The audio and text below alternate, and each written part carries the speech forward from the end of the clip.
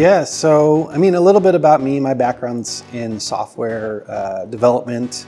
Out of college, I kind of pivoted quickly into digital marketing. You know, things like Twitter were relatively new and really kind of captured my interest. I happened to get a job first thing out of college as a project manager for a startup, a software development startup. And through that experience, yeah, I learned a lot, really. I was put right into a position where I was managing, I don't know, upward of 20 clients, interfacing with developers. If you've ever worked at a startup and you raise your hand, usually they'll say, okay, go for it. So I wore many hats at that business, from interviewing new talent all the way to eventually volunteering for a marketing position, which really didn't exist at the time. I kind of said, hey, there's this new social media stuff coming on board. I'd love to experiment and get some awareness for the business. And my boss at the time was like, sure, yeah, have fun. And so that kind of got me started, and I've been doing digital marketing in some form or fashion ever since. I think that for us, the core is the data, right? In an ideal situation, usually we're working with a client to either improve their existing website infrastructure or even helping to create or redesign that. Just because a lot of what you do thereafter is really heavily dependent on that website architecture. So we like to get involved with that process. And then from there, it's also letting data kind of direct the direction, right? So from day one, we help businesses by identifying, what the market sentiment looks like. A lot of times we will preempt even our sales processes with competitive analysis and help tell a story with data on, where there are allowances to grow. And that whole idea of keeping data first and foremost becomes kind of the lifeline to everything that we do thereafter, right? We had one particular client who was honestly looking to stop their marketing. And we're always respectful when clients want to make a change. But we had the opportunity to really kind of help them unpack the data, right? And this was data that we've been collecting all along the way. But essentially, we were able to show them, with the reports and the integrations that we created on their website, the ROI that they were getting. And our conversation with them was like, look, we can pause what we're doing, but this is actually going to end up costing you more than the alternative.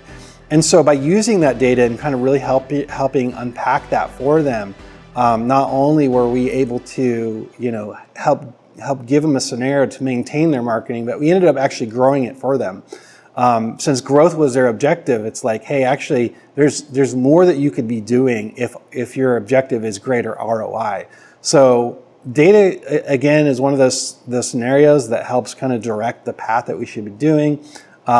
When articulated correctly, especially for those that aren't data scientists, it can be a great tool to also, help ease concerns that people might have inside their business, especially around growth. Leading by example, that's a big one. I can't expect my team to go above and beyond if I'm not willing to do that, right?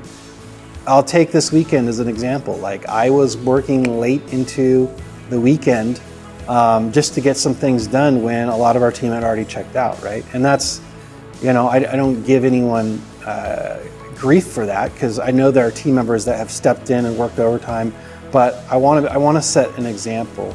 And then also the ability to trust my team members, right? As a business owner and business leader, you have to be willing to give up control.